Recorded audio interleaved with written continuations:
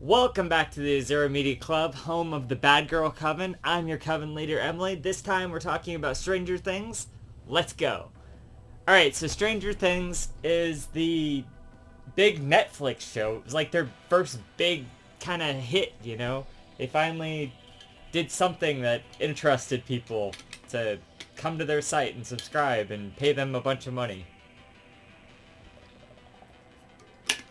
And they've tried a lot of things, I would say, over the years, but I would argue none as iconic as Stranger Things. It really blew up. It's a part of our pop culture now, ironically enough. Or not ironically enough. I guess that was the point. But it also is like a Ready Player One situation where it's set in the 80s, so it definitely like references back to the 80s, you know. That's why I have all of this stuff here. Also my favorite movie of all time, which is on a poster in the background of season 3 there. So, and I have this friend, John Shank, who this is like his favorite show of all time. Originally when I watched it, like kind of disjointed, just like as it came out, uh, I was like, yeah, this is pretty decent, but like, everyone was so freaking hyped about this show, and it just, like, I didn't really understand why we were all so, like, overhyped about this show. But it's kind of a fun show to just watch and binge and go through, and that's why I think it was like the perfect sort of Netflix show. It's kind of the perfect idea of starting off like binging a show, like, which is like the mentality of like Netflix there, is to like binge shows and whatnot. So, um, that, because it references back to something that a lot of people are, and a lot of people, especially in like 2015, were like super 80s nostalgic. That's like really a big thing, and I know people still are that way, but maybe less so now. Maybe we've moved on a little bit, but um, nostalgia, it's the big seller for everything, and that's kind of, they play on that a lot. That's like half of the show is like, not half of the show, but like half of like the things happening in the show is like, oh, look at that thing in the background. Look at that. It's kind of like the Mario movie. When you go to see the Mario movie and there's all these like little references and stuff, and the attention to detail of setting this thing in like the 80s is actually really good. There's a lot of like items and like brands and stuff that they got all of the old marketing or like the packaging for, or they made that, and they made it all really authentic to the 80s. Like, it looks exactly like that. And these fucking shows have like hundreds of thousands, millions of dollars an episode or some shit like that. Like, especially on season 4 they had that. Like, it's insane. But like it's cool. It's just cool how they really capture that era and they put it in a time capsule, like in a show, I didn't even grow up in the 80s. I wasn't even there, but like, I know of it. I know of it from a lot of stuff that I've seen. I know people who know it and grew up in it, and it's really an authentic sort of thing there. Maybe it's not all sort of authentic, but definitely has a good setting and a like a aesthetic to it, and 80s vibes. You get definitely the vibes there. Um, but it also harkens back to horror movies. It's not like necessarily a horror show, but it kind of has that vibes a lot of times. They reference a lot of horror movies like Halloween and stuff. A lot of, I mean, it is kind of horror related, but I think it goes beyond that as well. There's a lot of like really good character work in the show too. There's like so many characters. I was like looking at the list before this just because I was like, there was like 2 or 3 characters I kind of blanked on their names for a second. I was like going through them like, okay, I know this one, like I know the main cast, and then it's like, all right, like what's the like guy who pretends to be the Russian guy's name? Is like the smart guy, you know? They go to Joyce goes to him with the Russian doll. I'm like, what's his name? It's Murray, you know? It's like I forgot that one. You know, it was kind of stupid, but that's what I forgot. But I know him. I can see his face in my head. I'm just bad with names, really, is what it comes down to. I feel embarrassed about that sometimes, especially like when I'm talking about shows and stuff and I can't like remember people's names. But there's so many characters to remember. You asked me to name all of the Game of Thrones characters, I couldn't fucking tell you. I could tell you some of them, you know, a couple of them. Jon Snow and Khaleesi and fucking Arya Stark or whatever, Sansa, I guess. I don't know. I could probably think of them all if we like went through a list. They're like, who is this person? And it'd be like, Cersei? Okay. Yeah. Anyway, maybe I do remember more Game of Thrones. But, you know, like all the background. There's so many fucking characters in these goddamn shows. Anyway. And they spend a lot of time developing and you know, look at Back to the Future over here. It's like glitching out. Like, it's got, because it's like the holographicness. Woo! Anyway, they spend a lot of time developing their characters and doing just, like, I don't want to say mundane stuff, but, like, that it also kind of gets away with some of that because, like, 80s stuff, you're like, oh, look, they're playing, like, Dig Dug and stuff, and that's cool, and that, but that's, like in Season 3, that's the introduction to the best character, in my opinion, that you know, that's, like, my favorite character is Max. Or that was Season 2, sorry, I'm just, fuck. See, I got my seasons all mixed up. You know, and that's the other thing. You just watch this shit, like, one after the other. Yeah, I meant to say Season 2. Anyway, she gets this super high score on Dig Dug or whatever and beats, I think it's Dustin's high score or somebody. It's either Dustin or Lucas, because then they're, like, super smitten with her for a minute. Lucas ultimately ends up, you know, pursuing her and ends up with her. But, spoilers for Stranger Things, by the way. Just the first 4 seasons. I haven't seen Season 5 yet, obviously. It's not out yet. But I do want to review that when it comes out, so that's also was another incentive to do this video now. So I'm going to talk about the first 4 seasons. So yeah, like the general vibe of it, though, has like some of those horror vibes to it. And some science fiction, maybe, even, like, with the whole powers and the L kind of stuff. There's this girl, L. You've seen the show. You know what I'm fucking talking about. Nobody's watching this without having seen the show. But, you know, there's this girl, L. I'll just say it anyway. There's this girl, L. She's got this powers. Like, her number's 11. She's got, like, tattooed there. She's got, like, psychic powers, basically. Kind of an Earthbound thing, actually. If Earthbound was, like, darker and, well, Earthbound's already dark. But, you know, like, if Earthbound's, like, psychic powers came from in a lab, did they come from in a lab? How did they get their psychic powers? Is that just part of their world or what? I don't remember. Anyway, I guess maybe. It's kind of got some of those vibes. It actually does have some of those vibes because it's very much like kids going out on an adventure, trying to stop an evil that's way beyond them. And I think there's something kind of brilliant about that. Little kids who people underestimate going out and trying to solve this thing. Initially they get wrangled into it because their friend Will goes missing.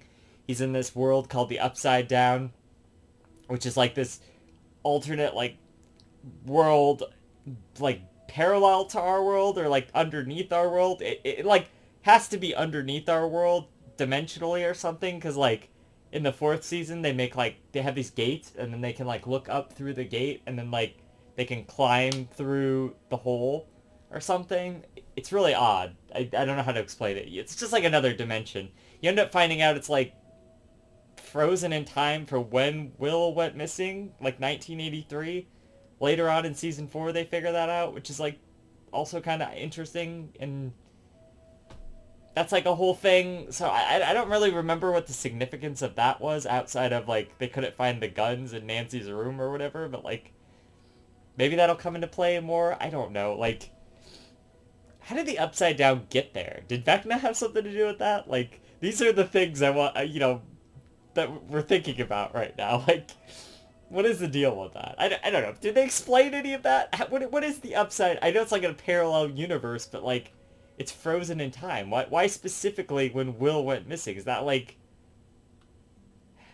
did they explain that? Somebody comment below. Tell me about this. Explain the Stranger Things lore to me, because it's pretty bonkers. Anyway, so I think the show starts off, it's like, you see Elle escaping from the Hawkins lab or whatever. That's kind of a big focal point of the first 1 or 2 seasons, is this Hawkins lab place. Especially just season 1. A lot of people are going missing or whatever, and they're kind of getting the blame for a lot of that because they're doing some shady shit, and they have these kids there who are doing these like psychic powers and stuff. They like have shown psychic potential, I suppose. They like can walk through this mind plane, and like, or maybe just Elle can do it, I guess. I don't know. Like, she's the one we see do it a lot. Like, find people through their minds or whatever, and like listen in on them, or like give them signals and stuff. Like, I don't know. That's interesting. But anyway, they like crush shit with their mind, and they like throw people like, throw people with their like powers and shit. Like, yeah. How many of those kids are there? There's at least like, what, 17 or something? That's another interesting thing to think about. I know we finally figure out who number 1 is, like, way later on in season 4, who's actually Vecna, this like main villain who's been kind of behind the scenes the whole time. Because like in season 1, he just sends like a Demigorgon character. Like, it's like just like a foot soldier, basically. It's like, not, that's how they explain it in the show too. It's like he's just like it's kind of like in Zelda, you know, like Gleeok, or is it Gleeok? Who is it? No, it's Aquamentus. How they have him as a boss like early on, you know, and he's hard at first, but then it's like later on they have him as a boss and you just decimate him, because like there's like Demigorgon like creatures in Russia later on in the 4th season, and like, not to say they weren't a threat, but they're just like a minor threat in comparison to, you know, the Mind Flayer, and then comparison to Vecna, who's like running the whole show. Also, how did he get like control of the Mind Flayer? Did he like hive link up to it or something? And like, that's interesting. Is Vecna working for the Mind Flayer? Is the Mind Flayer working for Vecna? You know, like, does the Mind Flayer have him connected? And like, that's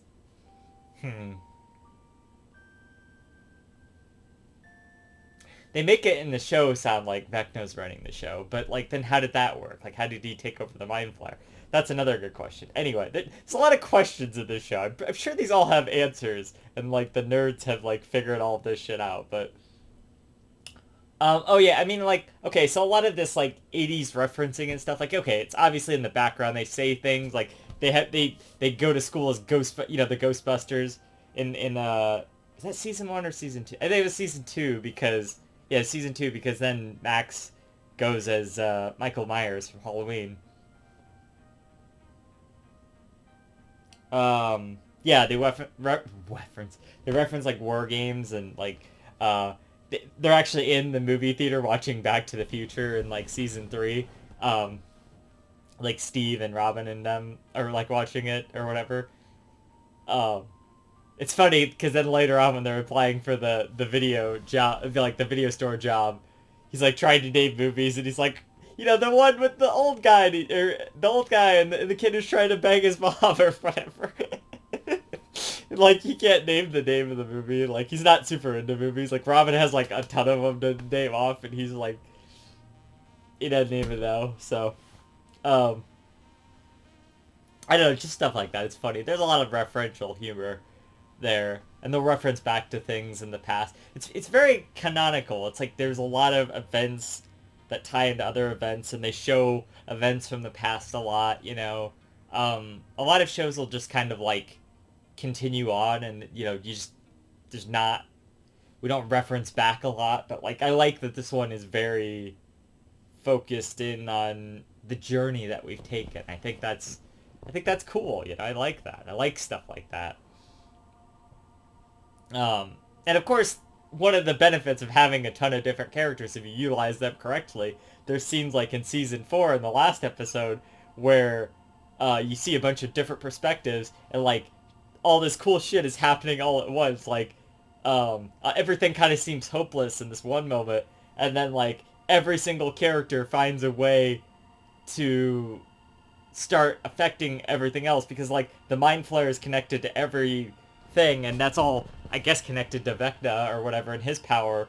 So like when they take out like these smaller creatures in Russia, and then like Eddie, who's a character from season 4, is like fighting the bats and stuff, like that all weakens Vecna, even though like at the same time like Eleven's trying to take him down, so like she's already putting pressure on him. That was such a cool scene because like you think that they're totally fucked, you think that they're totally screwed, and then she like pins him because like he's got these other like dead people that he's killed throughout the season or whatever like pinned to these like pillars, and then she pins him to a pillar and fucking oh, and then the like Nancy and Robin and fucking Steve and them are all like there to burn the body at the same exact time, so it all like connects from different areas and stuff. It's like all very interconnected, and they're all doing something to like affect the other pieces of the story. It all comes together. It's like it's fucking cool. It's such good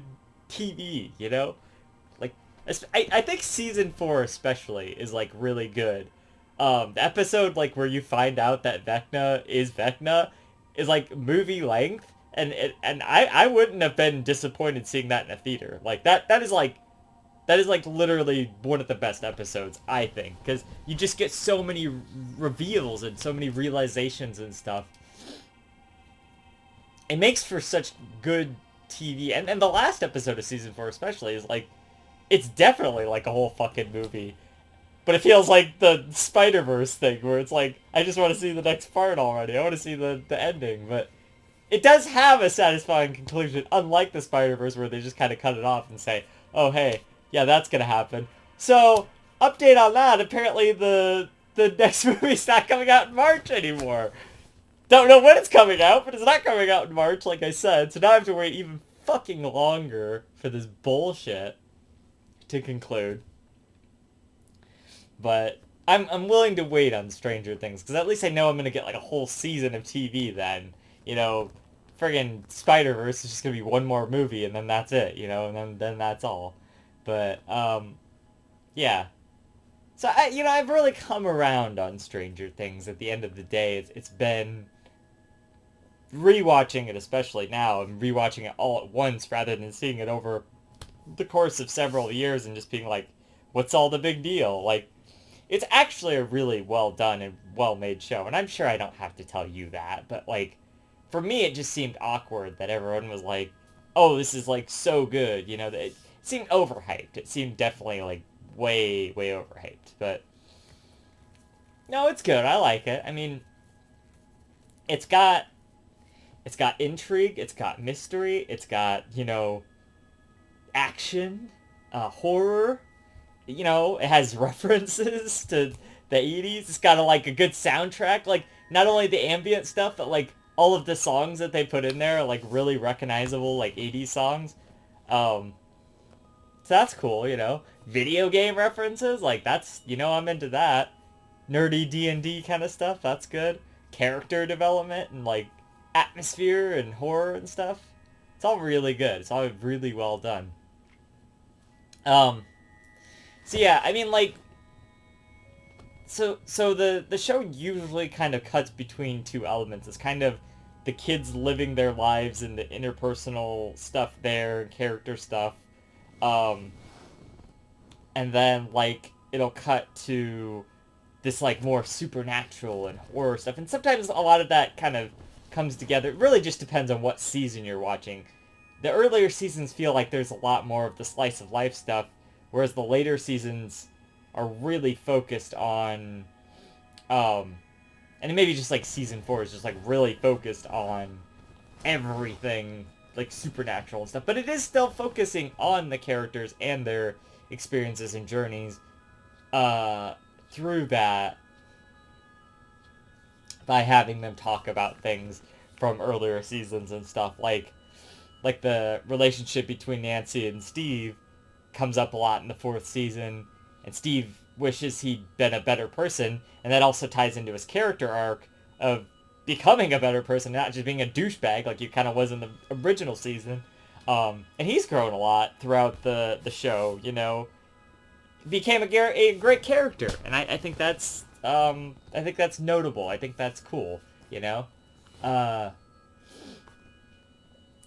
so yeah, I mean, and they kind of reference that, but they kind of make it seem like maybe they're gonna get back together, but then at the end of the season, you see her and Jonathan together again, who's Will's brother. I don't know if I've even mentioned all of these characters yet. Like, I'm sure you know, but like the main cast is like these kids, right? Initially, it's uh, Mike, Will, Lucas, and Dustin. They're four boys. I don't really know. They must. Well, they're in high school in season 4, so they must be in like middle school or something. Yeah, so they're like in middle school, right? For sure.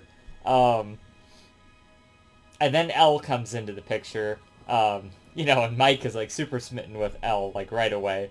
They find her while they're looking for Will because he goes missing like in the first episode. Um, when they're all biking back from the D&D campaign. Um, he goes missing. He goes into this upside down.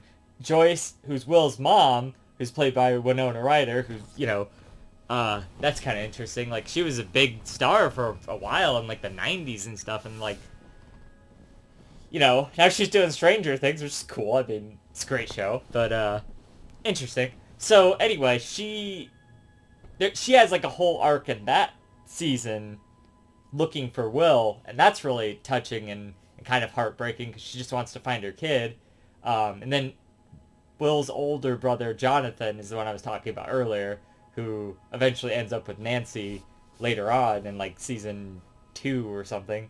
Or maybe season 3. I don't know. How long do they draw that out for? I can't remember because it all just kind of blurs together for me because it's like I just watched all of this like, you know, like right sequentially. So over the past couple weeks here. Um,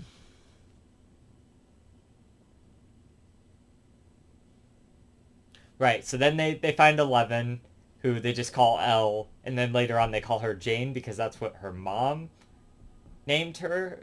Who she got taken away from her mom because of like the psychic abilities or whatever. I think. Why'd they take her away from her mom? I can't remember.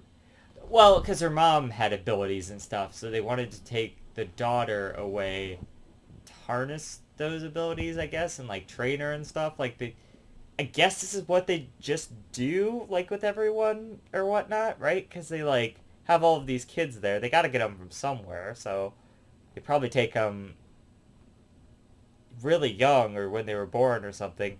And then they like grow up inside of the facility, the Hawkins lab or whatever. Like the whole first season is kind of about them trying to like figure everything out, find Will, and then they get back in there.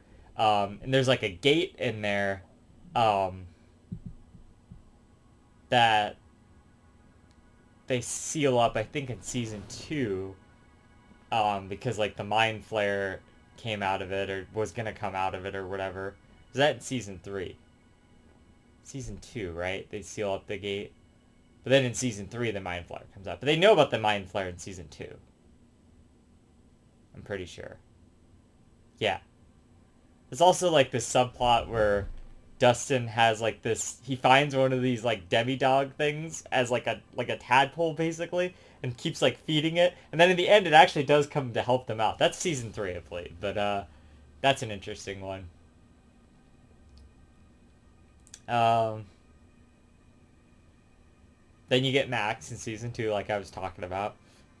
But yeah, the whole first season is about them hiding Elle and like the government's like looking for her and stuff, and then they like try to hide her, and then they like they find Will at the end. You know, they find about the upside down and stuff. This is police guy Hopper. He comes into play more later and stuff. But yeah, he's like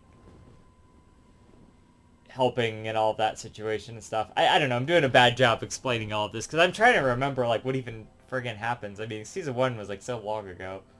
Uh, in terms of like everything. These episodes are like super long too, like for the most part. They're all like 40 minutes long at least. So, but they're entertaining. They're fun to watch. Yeah, but it's all about these kids and them like trying to battle these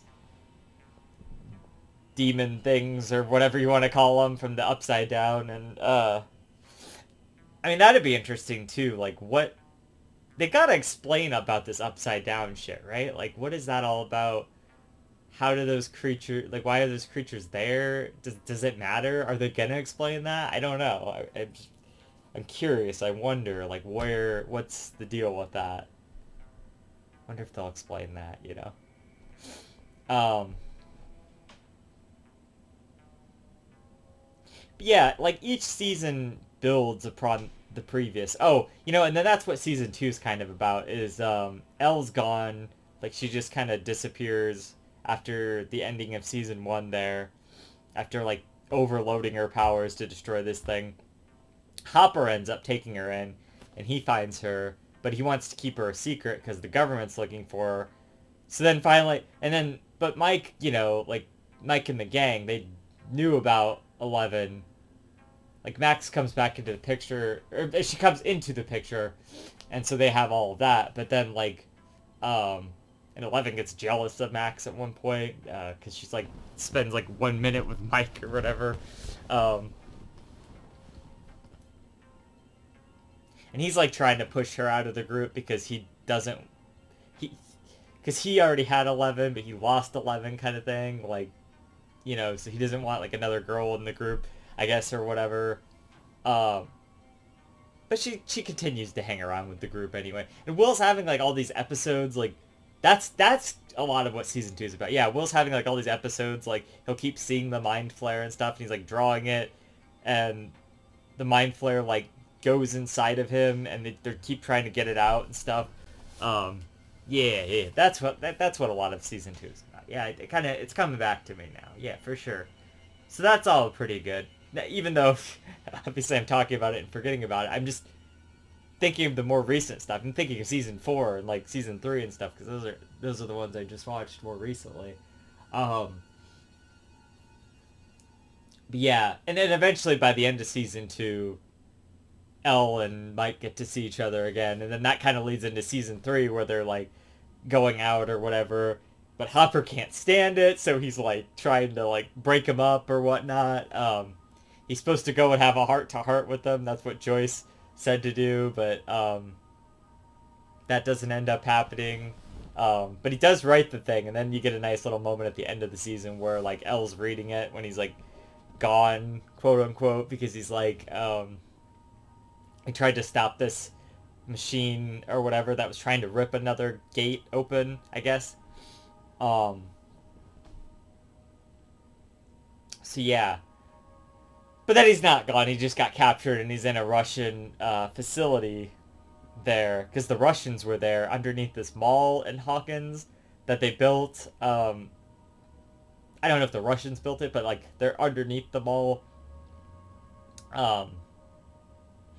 Doing like, trying to open up another gate or whatever. So that's a whole thing.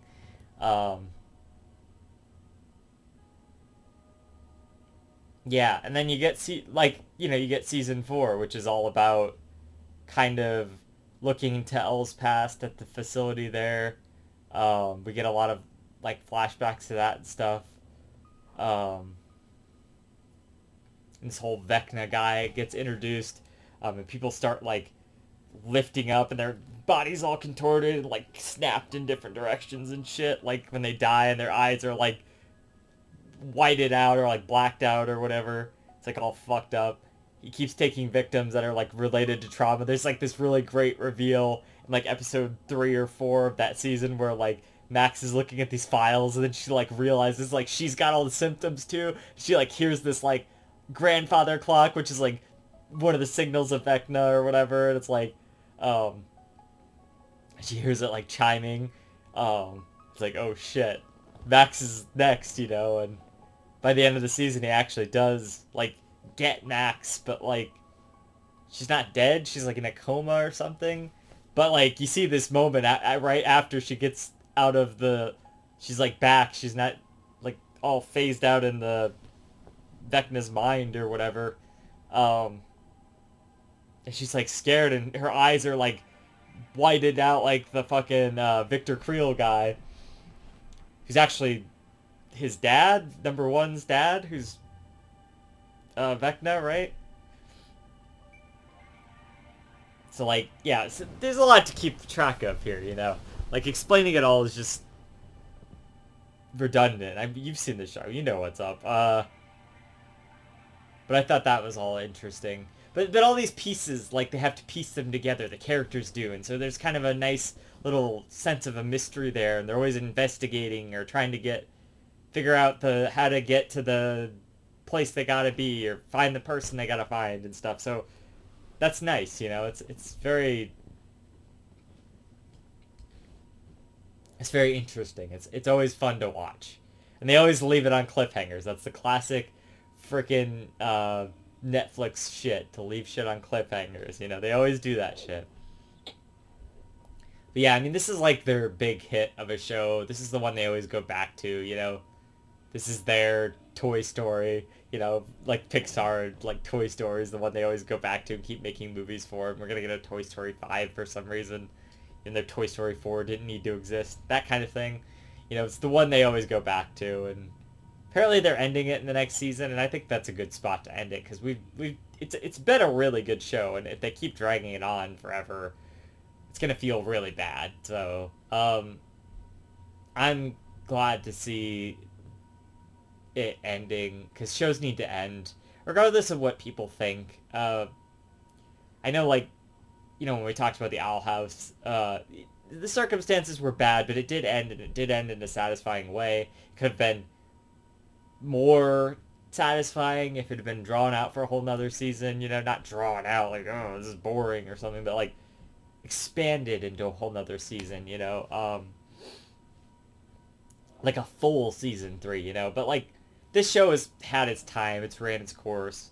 I think ending it is a good idea. It'll be satisfying to see an ending. Yeah, it's a good show. It's really fun to watch. It's got all of the right kind of things to keep you engaged, and it has a lot of different things that people can latch onto about it and like about it. Even if you're not like super into the horror elements, you can like the characters, or like, the 80s nostalgia shit, or there's a lot more to like than just the horror elements. But if you're a fan of horror movies and stuff, it's also gonna appeal to you there. Yeah, and even if you just like want to watch it for like the atmosphere and stuff, they're always so well done with like their set design, and like the upside down and stuff just has like a really cool vibe to it. Like her Vecna's mind is like cool. This is all the kind of stuff that, like, as a writer, you like look at this stuff and that's like, yeah, this is the kind of shit. Like, this is that good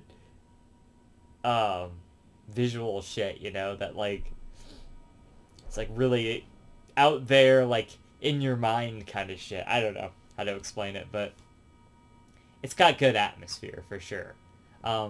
Pretty much everything about the show was good. I mean, it may have made some, I don't want to say mistakes, like some missteps here and there. I don't really think that it really did that much. I mean, not everything is totally integral, but I mean, I think it like works well enough, There doesn't feel like there's a lot of filler content. I mean, it kind of does sometimes, but it's like, it's never like totally in your face, like, oh my god, we're drawing this out for like forever, like kind of like that kind. They have stuff that draws on like a long time in seasons, but there's always other stuff going on to make the journey there interesting. It's like just at the right level of drawing stuff out. So yeah. Anyway, it's a good show, like I said. Good atmosphere, good soundtrack, good characters, good everything, you know, good 80s horror vibes, good all of that. It's just it's bingeable, it's fun to watch, it's something to put on and just get invested in, you know. So I'm gonna give Stranger Things a ooh God, how high do I want to go with this? I don't know if I want to give it like a straight 10 because I think that's a little generous, but it's up there. It's pretty good. I think I'm gonna give it like a 9.7 out of 10. For being just a really solid, watchable, good show, you know? Is it perfect? Probably not, but I mean, hell, I got really into just continually watching it every night. Um, I wanted to invest my time. I wanted to watch these super long episodes, so I mean, that's doing something right. Um, for that, I'm going to give it a 9.7 out of 10. So, until next time, hit that subscribe button to join the Bad Girl Coven, and I'll see you in the next one. Never forget that magic comes from the heart.